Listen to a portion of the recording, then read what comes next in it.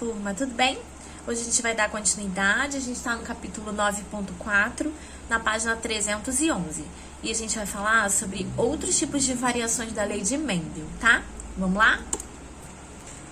A gente começa mostrando para vocês o estudo dos gêmeos, tá? Existem gêmeos de dois tipos, gêmeos monozigóticos ou gêmeos dizigóticos.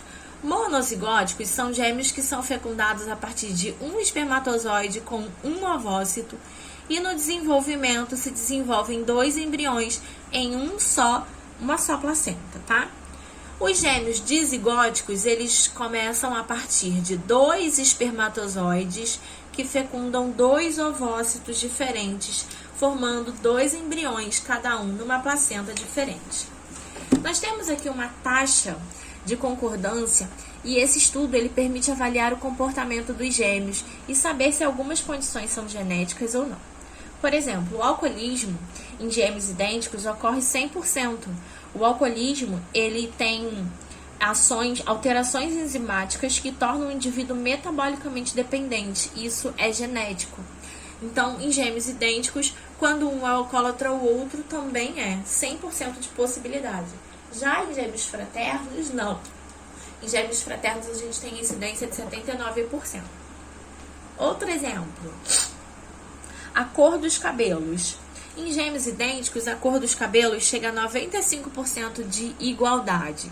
Por quê? Pode acontecer que alguns sofram ações fenotípicas. O cabelo fique um pouco mais claro, um pouco mais escuro, de acordo com o ambiente onde eles vivem, tá?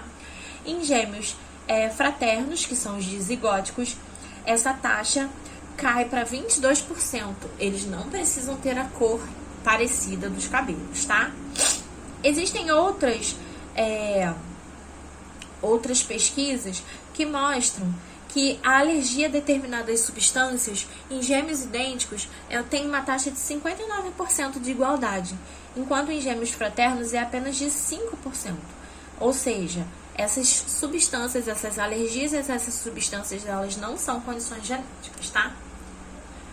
Passando mais pra frente, a gente vai falar um pouquinho sobre alelos múltiplos. Vamos entender o que ele é, tá? Embora a estabilidade dos gêmeos seja autêntica, pode ocorrer algumas mutações gênicas que originam alelos diferentes. Aqui a gente tem o alelo A maiúsculo e ocorreu uma mutação aqui. E no alelo A minúsculo, a gente tem uma mutação genética, tá? E aí, gente, o que vai acontecer? A gente tem um novo gene. Se esse gene for favorável, ele continua na família e passa para frente. Se ele não for favorável, ele pode não gerar descendentes ou até mesmo morrer, tá? Então, quando essas mutações acontecem, são boas, passa para os descendentes. Quando essas mutações acontecem, não são boas, não gera descendentes, não pode ter filhos ou até mesmo morre, tá? Esses alelos recombinados, eles podem determinar novos fenótipos. Um locogênico é a parte de um cromossomo onde se localiza um gene. É a parte do DNA com maior informação genética que codifica a síntese de um polipeptídeo, que é uma proteína. Então, eu tenho aqui, um DNA, uma parte do DNA, um locogênico que foi mutado para esse e aqui embaixo outro foi mutado para outro lado, tá vendo?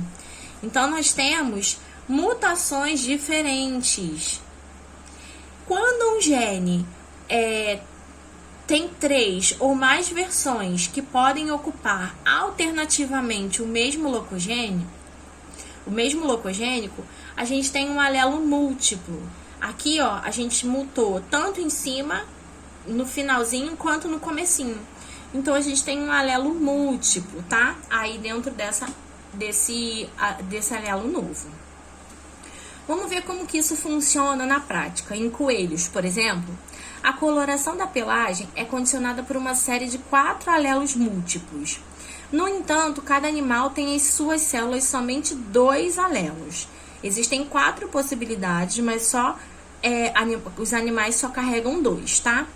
Então, a gente tem o Czão puro, que determina a pelagem selvagem ou agouti, que é o marrom, tá? O CH ele determina a pelagem da chinchila, que é uma cor cinza prateada.